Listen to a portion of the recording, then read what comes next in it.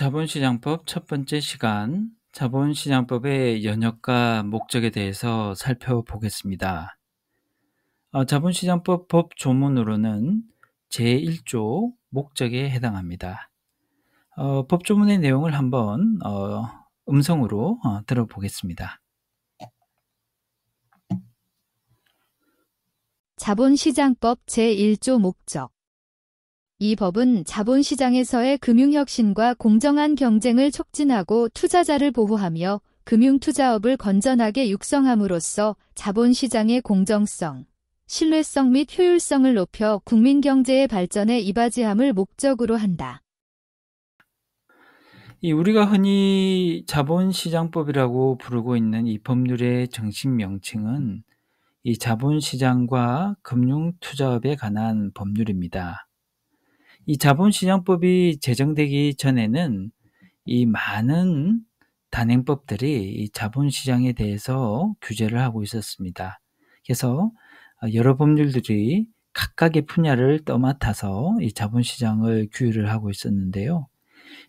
그렇다면 이 자본시장법과 관련된 과거의 법률은 뭐냐 하면 신탁업법, 정권거래법, 정권투자신탁업법과 같은 이 여러 법률들이 있습니다. 이 정권거래법 같은 경우는 지금 자본시장법의 어떤 주된 비중을 차지하고 있는 법인데요. 결국은 주식이라든지 사채와 같은 증권을 발행을 해서 그것을 유통하는데 어떻게 해야 되느냐를 이 행정적으로 규제하는 법이라고 이해를 하시면 되고, 자본시장법의 커다란 비중을 차지하고 있는 법이다. 어떻게 보면 자본시장법의 전신이다라고 이해할 수 있는 법입니다. 그리고 이제 신탁업법은 저희가 신탁사라는 이야기 많이 들어보셨을 텐데요. 남의 물건을 보관해주고 거기에 대해서 관리를 해서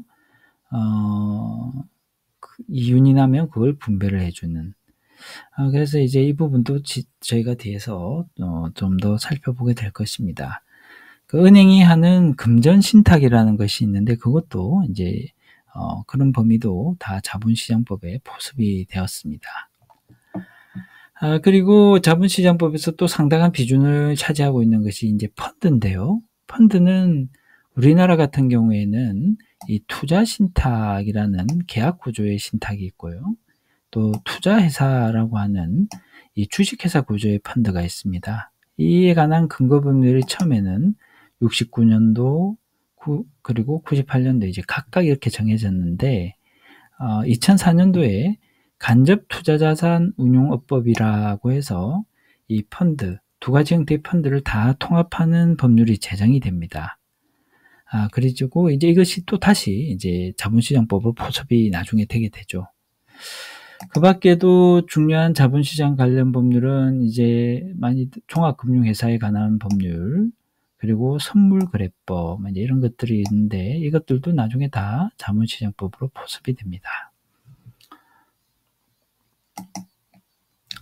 사실 미국과 같은 경우는 이제 성법 국가는 아니지만 정권 규제에 대해서는 정권법, 정권규제법, 거래법, 그리고 이런 정권법과 정권거래법 같은 이제 연방정권법 외에도 주마다 스카이로라고 해서 주정권법이 존재를 합니다. 이렇게 조금 분화된 구조로 또 파생상품을 약간 정권과 다르게 규제기간을 달리 하기도 하고요. 이렇게 분화된 구조로 규제를 하고 있는데 이 영국에서는 이미 1986년도에 금융서비스법, Financial Service Act라는 법을 만들어서 예금과 보험 상품을 제외하고 나머지 투자 상품을 이제 규율을 하게 됩니다.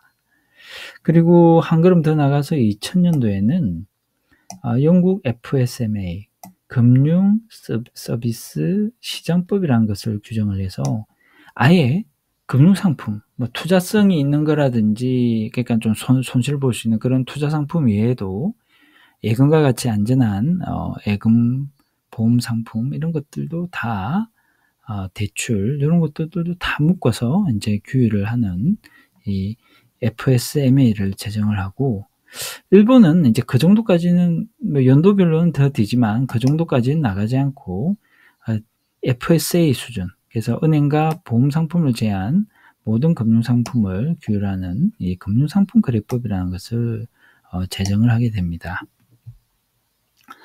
그래서 우리나라에서는 이 일본 금융상품 거래법이 만들어진 그 2006년도 그 다음 해에 상당히 신속하게 입법 조치를 취해서 자본시장법을 제정해서 공포하게 되는데요.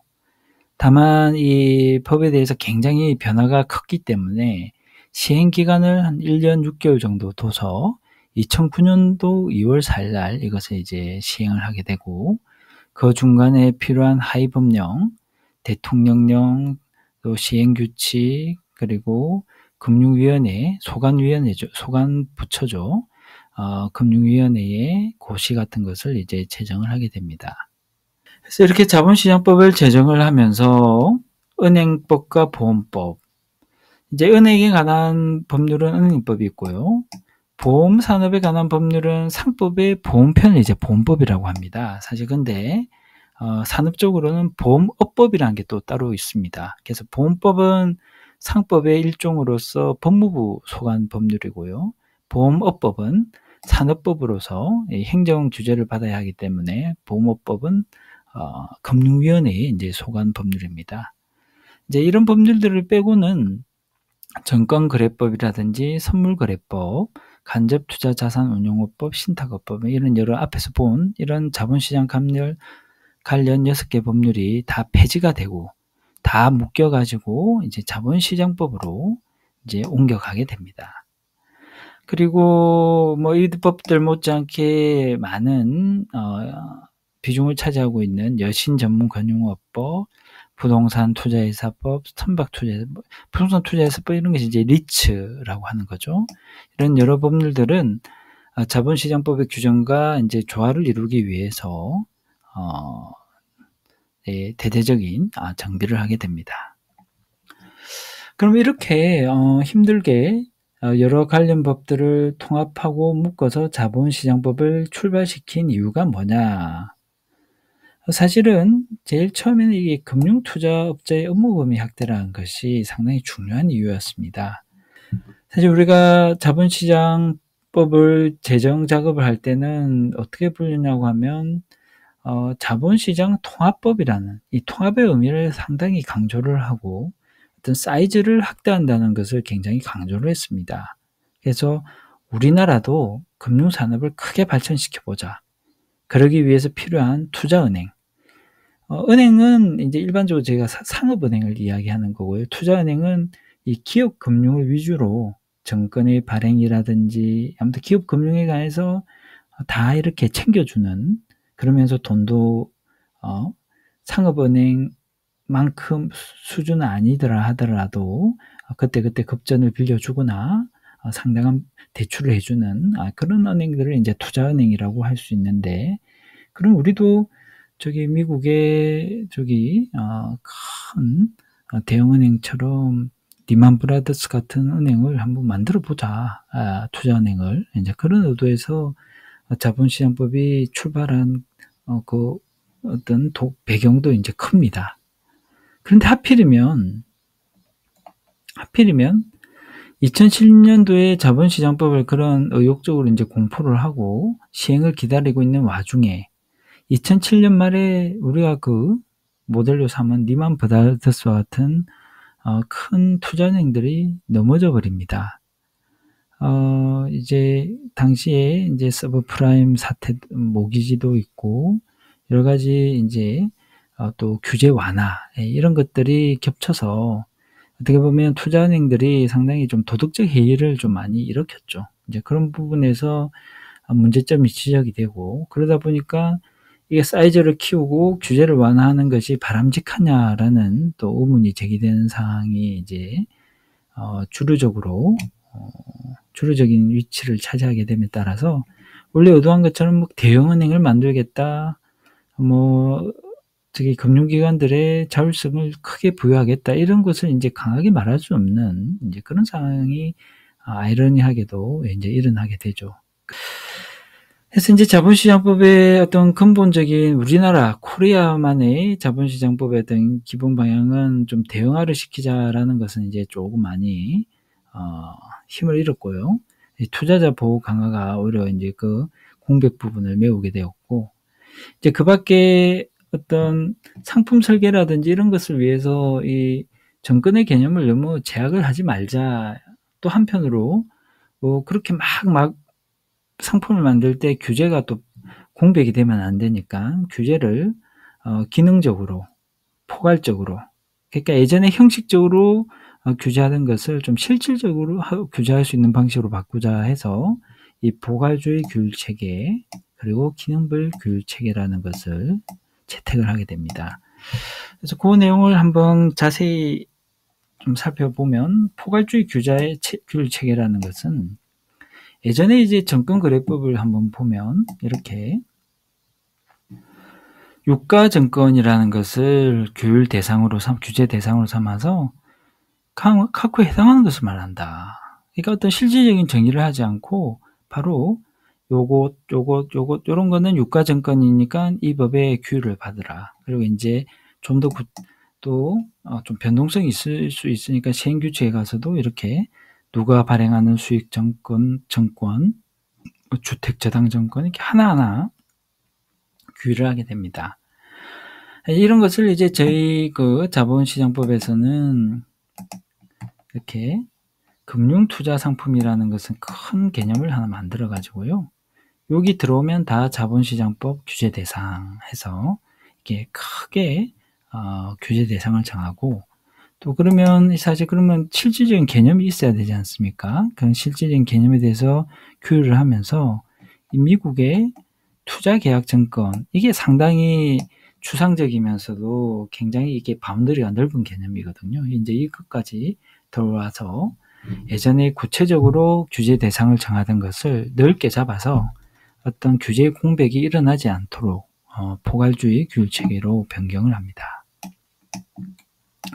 기능별 규율 체계라는 것은 예전에는 뭐 선물 거래소를 규제한다, 그리고 증권사를 규제한다라는 개념에서 이제는 이 기능별로 어떤 기능에 속하면 이런 식의 규제를 하겠다. 어떤 기능에 속하면 이런 식의 규제를 하겠다 해서 투자 매매 분야, 뭐 투자 자문 분야 이렇게 펑션별로 규제의 정도와 내용을 좀 달리하는 그런 체계를 정합니다.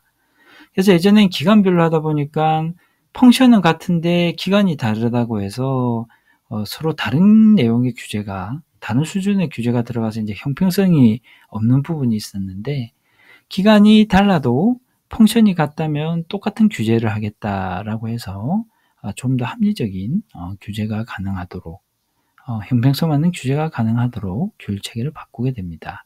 그리고 그럼 동일 기능이냐 아니냐를 판단하는 기준은 어떻게 설정해 나가냐면 이 금융투자업, 금융투자상품, 투자자라는 개념을 기준으로 해서 이것들이 일치를 하면 같은 기능이다.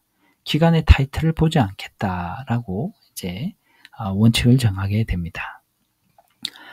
그리고 금융투자업자의 업무 범위를 확대. 이게 이제 대형 IB도 만들고 투자은행도 만들고 또 헤지펀드도 좀 허용을 하고 이런 식의 이제 큰 그림을 그렸었는데, 그래서 금융투자업이 자기 라이선스 있는 분야, 나는 자산운용사니까 집합투자업밖에 못해 이게 아니고 또 라이선스만 더 가져오면은 정권거래도 할 수 있고 이런 식으로 이제 사이즈를 크게 넓혀 나갈 수 있는 가능성을 주고요.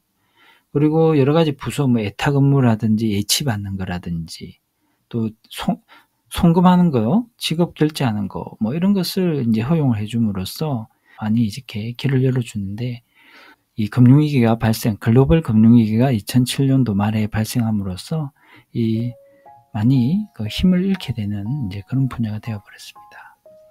투자금융 대행인은 꼭 증권사 소속, 금융기관 소속의 직원이 아니라 일반 개인 사업자와 위탁 계약을 체결해서 우리 거 많이 팔아주면 많이 수수료를 주겠다라는 개념. 그래서 판매망을 좀 더 넓히고 강화하는 이런 제도까지도 이제 도입을 하게 되죠.